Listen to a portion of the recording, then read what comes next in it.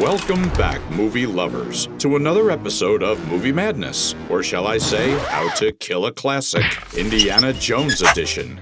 Throughout the years, studios have worked tirelessly around the clock to heroically ruin perfectly good movie franchises. A few honorable mentions are The Matrix Resurrection, Dragon Ball's Evolution, and the crime against cinema that is the national treasure, Edge of History series. I can't for the life of me figure out what would compel these studios to take already perfect pieces of cinematic history and defile them with evils like poor writing, terrible CGI, and worst of all, wokeism. Today, we will be laying the top 5 ways to absolutely obliterate a classic movie franchise to the point of no return. These 5 strategies have been used by the most sinister movie directors and writers hell-bent on making sure our childhood classics are nothing more than a distant memory. In 1981, history was made when Indiana Jones, Raiders of the Lost Ark hit the big screen. Granted, most of us watched this movie decades later, but the fact that a movie was made that long ago without many of the modern movie-making tools used today and still managed to go down as one of the greatest movies of all time is testament to how timeless this franchise was meant to be. In 2008, Indiana Jones and the Kingdom of the Crystal Skull was released as the 3rd installment of the franchise. Although it wasn't as critically acclaimed as the 2 that came before it, it was an Indiana Jones movie, and we gave it the respect it deserved. After all, having 2 classics under your belt is no easy feat and worthy of legendary status, so a slight fumble is forgivable. That was a sign from the cinema gods to pack it up and call it a franchise. No remakes, no spin-offs, just a shelf full of Academy Awards and great memories. However, we do not live in a perfect world, and real-life supervillains do exist. Over the years, Indiana Jones disturbed many graves, and I guess we were bound to see the curses catch up with him eventually. Because on June the 28th, 2023, hell froze over. A cinematic disaster of biblical proportions was unleashed on mankind. Indiana Jones and the Dial of Destiny was released in cinemas. Using the 5 methods of cinematic sabotage, Walt Disney Studios murdered one of the greatest movie franchises ever in ways that even renowned franchise destroyer M. Night Shyamalan could never imagine. Let's get into it. The movie starts with the pitched battle between the Nazis and Allied forces. Looks like the Nazis are on their last leg. Things aren't going too well for them, so they are scrambling to collect artifacts to give them power or whatever. We see a man with a bag over his head, and it becomes obvious who this man is. But when the bag is pulled off, we see quite possibly the worst de-aging CGI since Gemini Man. Method 1. Bad CGI. Seriously. I would have been happier with a young actor playing the younger Indiana Jones. In a stunning display of time travel, Harrison Ford's energy levels seem to regress even further than his de-aged appearance, as if he's been on a decades-long coffee break. And speaking of special effects, it's like they took a detour through the land of terrible CGI, where even the first Matrix movie shouts, "I told you so," from its futuristic throne of superior effects. The irony hits like a punchline from a grave-robbing comedian when Jones starts accusing Nazis of borrowing other people's belongings.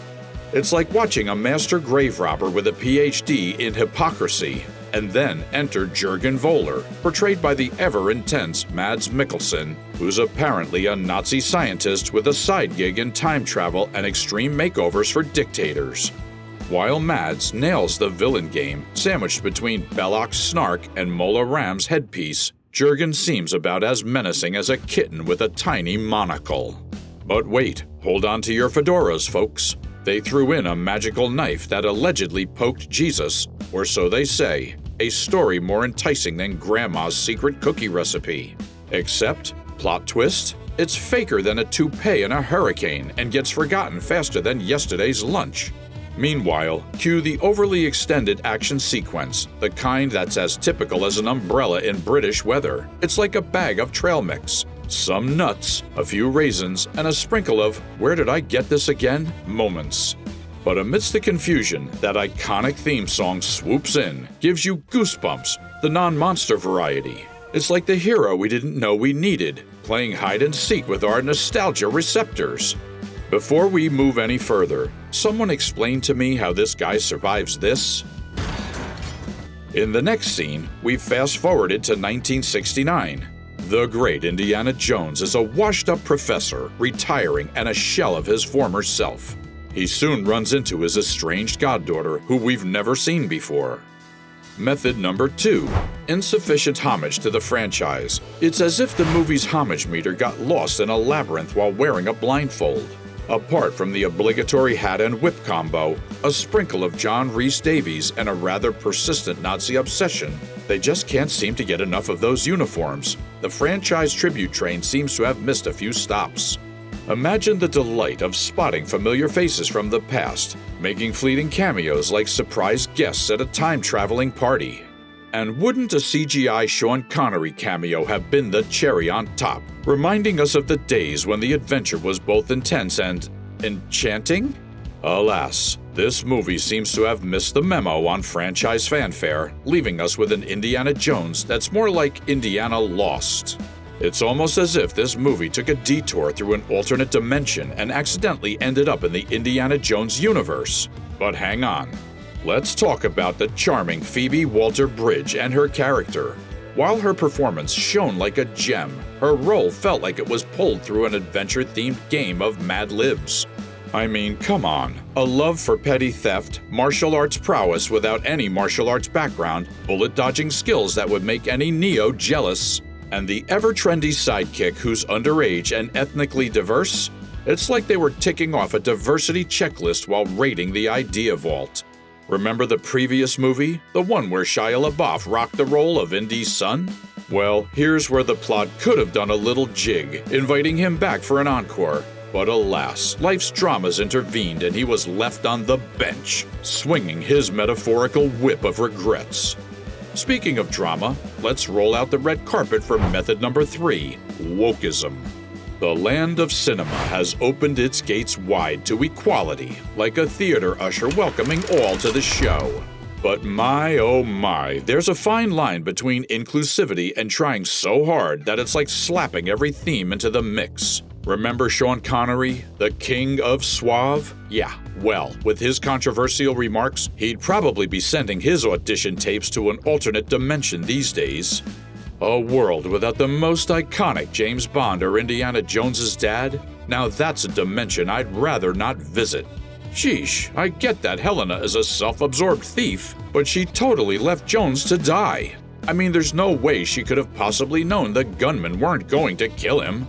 That's harsh, dude. So Indiana Jones escaped the clutches of the bad guys and steals a horse. This is where the CGI goes haywire. If you thought the de-aging CGI was bad, watching Harrison Ford ride a horse through the subway will just blow you away or make you want to blow your brains out. I mean, the CGI is one thing. I know movies like Indiana Jones are not grounded, but there's no way that senior citizen, former professor, is capable of riding the horse and doing all those stunts. Totally unrealistic. One of the things that made the past Indiana Jones movies awesome was the mystery and decoding it as we go along. This movie doesn't really give us the opportunity to use our imagination. We already know that Dial is a time machine, and Jurgen wants it to go back in time and do Nazi stuff. Another action-packed scene that's not worth watching is the scene at the hotel in Spain. After stealing the Dial, Helen tries to auction it off to a group of wealthy criminals. However, Jurgen, Indiana Jones, and even Helen's estranged crime boss fiancé all show up, and the place turns into a gun range. We do have a brief comic moment when Indiana Jones waves his whip around only to be shot at, somewhat reminiscent of the time he shot that guy who waved his swords around. Even though the movie was stingy with the homage, this scene reminds me of the old days, and I admit made me enjoy the scene a little more. Ah, the miraculous appearance of Antonio Banderas. In a truly impressive feat of narrative gymnastics, the movie insists that these two are old pals, despite Antonio's conspicuous absence from any previous Indiana Jones escapade.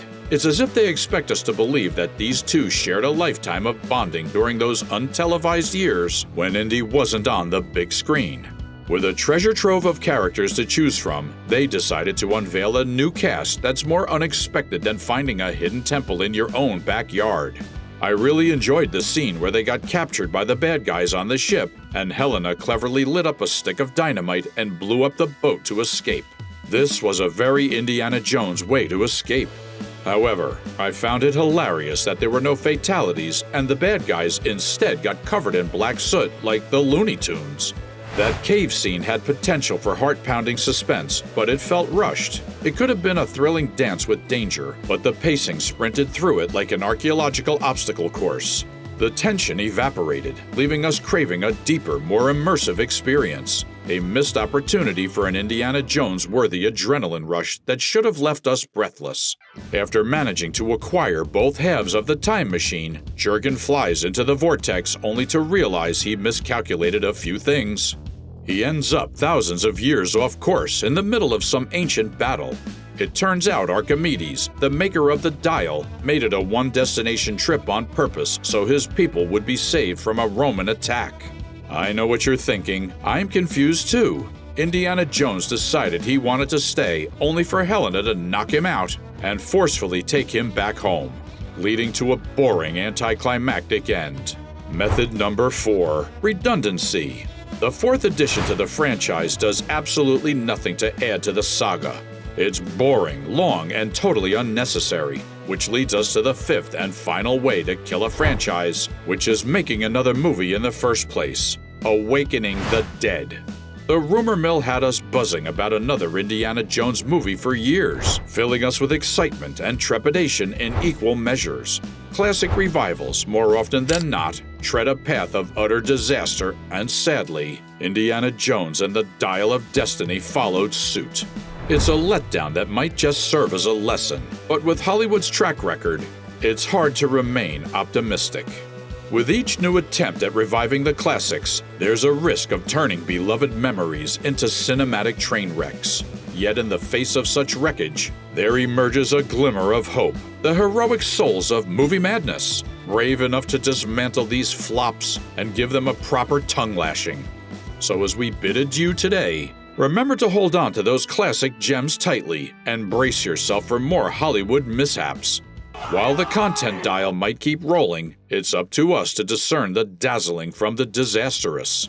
Until then, keep those likes and subscriptions coming, for it's the internet's version of a standing ovation.